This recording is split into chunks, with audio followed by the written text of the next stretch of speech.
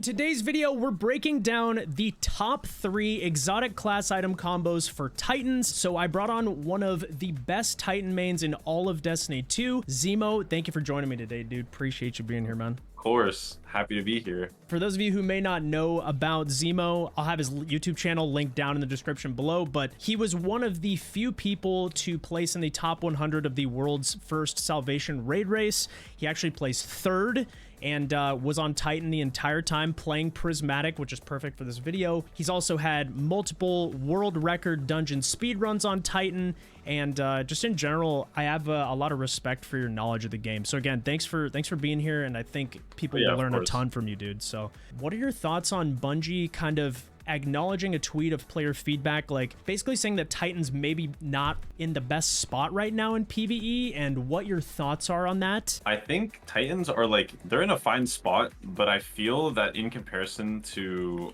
Hunter and Warlock, you have a lot of restriction, especially on Prismatic. I feel like Titan on Prismatic has like one build I'd ever use, and I feel like that build is extremely strong. But if you want to try and make use of anything else on Prismatic, I feel like there's no point, and you should just switch to like Strand or Solar, which are already like extremely good. Is the build you're referring to Knockout with Consecration? Yeah. I think if I were to give high-level feedback of this list of perks that Bungie gave Titans, it just seems like they played it extremely safe. Since the last like 2 or 3 years, I think the first like build I remember that was like so unbelievably broken was Shield Bash like 2 years ago. Ever since then, there's always been a one-shot Titan build for just about like every single season. So I think they played it super safe for the Titan kit. In turn, they just like forgot about Hunters and then gave them the new best one-shot melee build. It does feel like it's lacking a little bit, but with that said, like, you still ran this on day 1. I've still had a lot of fun playing with it over the last week, so let's eliminate the first 3 perks that you don't want in each column so we can kind of start to narrow things down. We've done this in our Hunter and Warlock video as well. Left column, I think Ophidian just goes on every class. Like, I don't think there's any need in PvE to use Ophidian. Hoarfrost is also the same kind of thing. Like, I don't think there's like stasis armor, like the frost shield that you get from breaking crystals, is just not good enough. And I would rather have the utility of an actual barricade. And then it's a little bit like harder for the bottom ones. I think Bear is like a niche thing that you can kind of pair with like Armamentarium and the new aspect, but I just don't see a world where that's like actually super viable. Especially on a kit that restricts you so much already. I feel like, because I have the same 3. I actually have Ophidian, Hoarfrost, and Bear as well. What about column 2?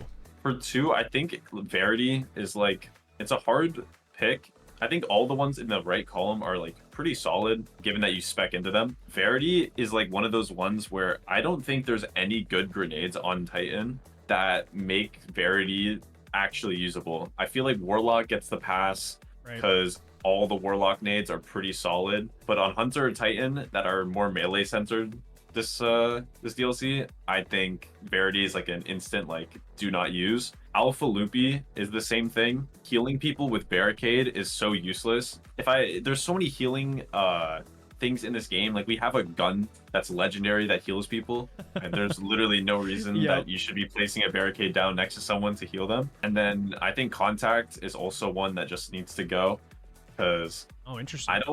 I'm not like a big fan of it. And I think all the ones below it are just better. It's not terrible, but I think it's the worst. See, I agree. Yeah. I think Verity's one.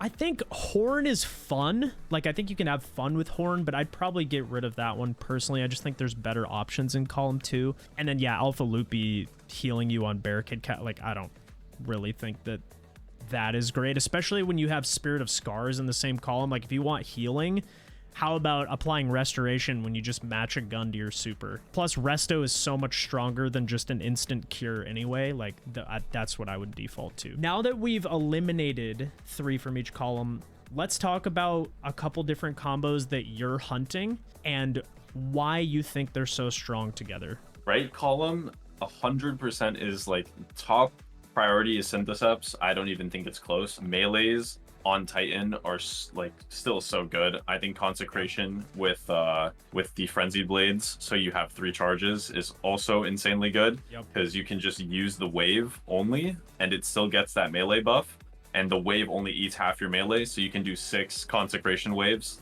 That's just like that's pretty so insane. much potential. Yeah, I think that's insane. But on left column, you have a couple options. It's between Inmost Light and Assassin for me, because Assassin will have you kind of matching that Hunter playstyle that they have right now with Stylish Executioner. Yep.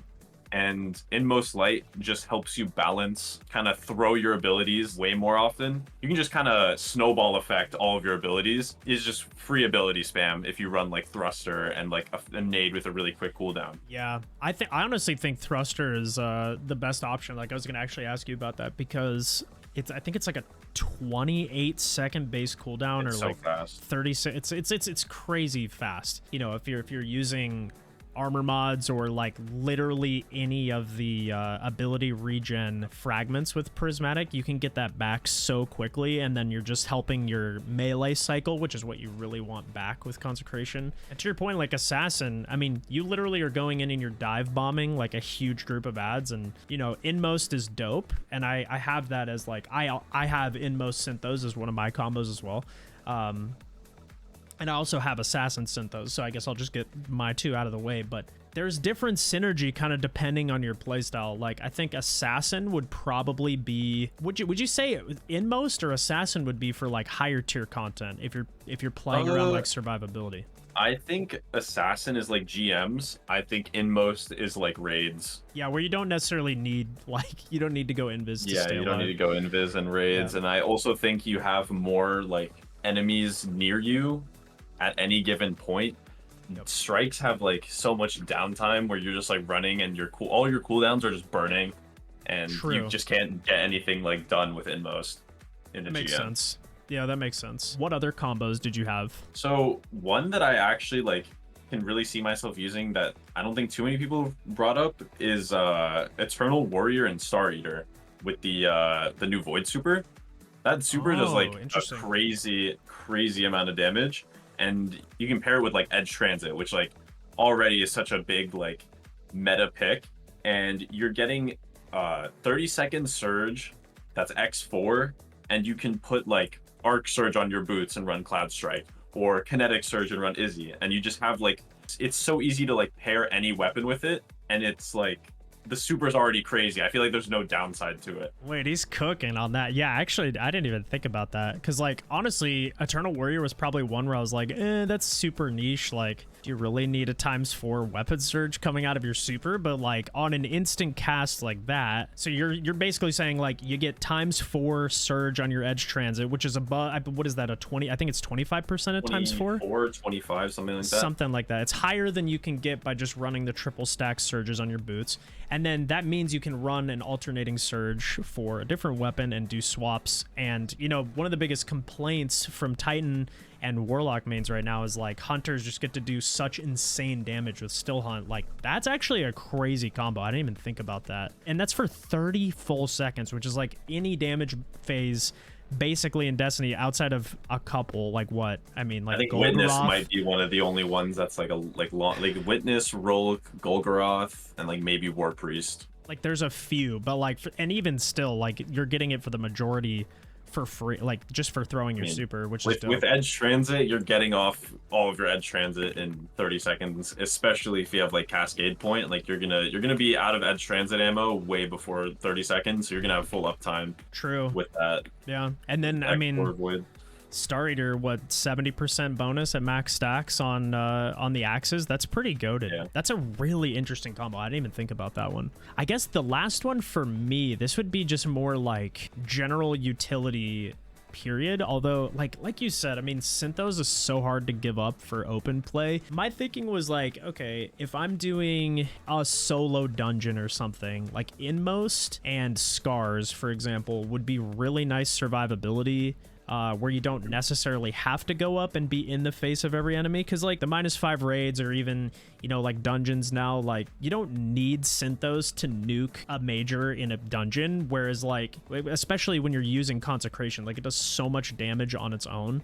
So my thought is like if you run Spirit of Inmost, you're getting more consecrations just back to back, and then you have an on-demand heal if you need it, where you can just proc restoration with something like the Call if you're running Frenzied Blade, or if you're running Sunshot, you know, you just get restoration for free if you're running hammers. Like there's a lot of combos that you can do with it. I think Scars is super underrated. I agree. I think it's definitely something that like your use case as well, like being solo dungeons, I think it is definitely a like safer option. I think especially too if they end up if they expand the playstyle of Titan a little bit, like if the feedback is that they're so narrowly focused into just melee based builds, like maybe Scars does gain more value down the line. And then I guess like honorable mention fun one would be like Severance Contact, if you just want like crazy explosions and jolt everywhere. You know, running Consecration, you can do some really fun stuff with that. I think that's more of like, to be honest, a bit more of a memey, like go have fun in a solo Lost Sector type build. But if you guys are pushing endgame, I think the other options that we recommended are going to be really, really good. In terms of fragments that you would pair with these, my main question is, are there any specific prismatic fragments that are like you run on every single build, or, you know, does it kind of depend on what you would be using? Like, because like you said, a lot of it is like knockout consecration focus right now. Purpose is a must-have. I think that orb being able to grab, like you can get Woven Mail if you're running Blade Fury.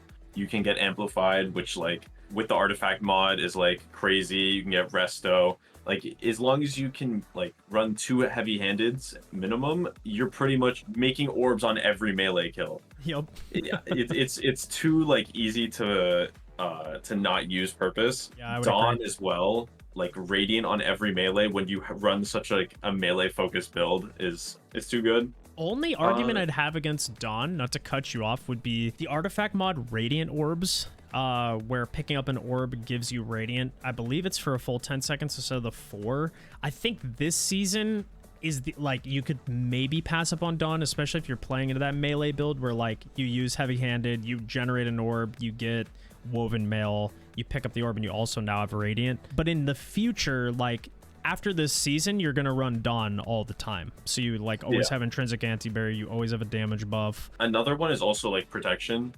because playing melee build, like you're obviously up close with that like aggressive playstyle. There should be some kind of support that makes it so you don't just fall over the moment that you see anything. That's why I really recommend like Blade Fury, because Woven is still so broken, and picking up an orb, grabbing, getting Woven, getting Radiant, and then just also having DR from being amplified and being near enemies, like you literally cannot fall over. Yep.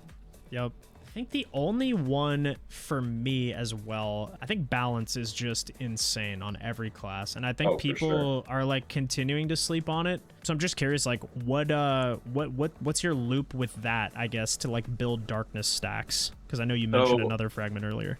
Okay, so balance, defeating targets with light damage gives you melee. It's like, okay, I use a consecration on a pack of ads, boom, melee energy coming right back. Like darkness, granting grenade, it's like, it's nice to have to like get my shackle back. And like if I really want to, I can use frenzied blades, which are also just like conveniently the same melee. And like start building up another shackle grenade. Because people still are like, do you really need faceted balance when you have X, Y, and Z? And I'm like, honestly, yeah, because it's kind of almost like a built-in Inmost Light. There was one other you brought up that I didn't, that I had never really used. Was it, which one was it? It was Sacrifice? Was it Sacrifice? Yeah. People don't really realize how many buffs you have, because with Dawn, you have Radiant. With Knockout, you have Amplified. That's literally like, that's 2 out of the 3 buffs out of the way. You're pretty much building so much like darkness transcendence energy. I have a, like the other day I was watching Day 1 Salvation's VOD, and there was one point in second encounter, I throw 1 shackle nade at like a pack of ads, and my entire darkness bar like fills. That's crazy. It is so like it's so stupid just using shackle and then like being able to like consecration all of them while they're all suspended. I don't know. I feel like the synergy is too good for this build in particular. Yeah. That like you can't really not use it. Affected by, yeah, you just have those buffs up all the time. And I think one of the hidden synergies with that as well is when you pop Transcendence. So say you use all 3 consecration slams back to back and you're out. One of the crazy synergies about Prismatic that's so insane is when you activate that buff, you instantly get all 3 of those charges back. And it might even be an argument against Inmost, because if you're using your abilities properly and like cycling them, if you're getting your Transcendence off often enough, like 3 to 4 of your consecration slams, you pop your Transcendence, now you have all those back. Like, and then when you pop Blade Fury, you also get all 3 back. So it's like, yeah, if you're using them at a timely, like in a timely manner, you probably will never not have your consecration slam available, which is pretty insane. There's so much crowd control in this one build. I feel like it's easily the second best build on Titan right now, besides like OG Banner Warstrand. Yeah, I think so. Those are our top 3. Hopefully all the viewers at home, you guys learned something. And maybe Titan's not as weak as everybody's, leading on for it to be. I do think it's like a narrow focus of what's viable right now. And hopefully they figure out a way to expand the Titans kit a bit. But I definitely think, like, to your point, there's just some crazy synergy with the builds right now. And they're still really strong if used the right way. So, dude, Xemo, thank you for joining me. For anybody at home watching who hasn't checked out his channel, absolutely cracked player, please go drop him a subscription. Be sure to thank him in the comments for joining. And if you guys enjoyed this video, make sure to drop a like and a subscription. We'll catch you in the next one. Peace.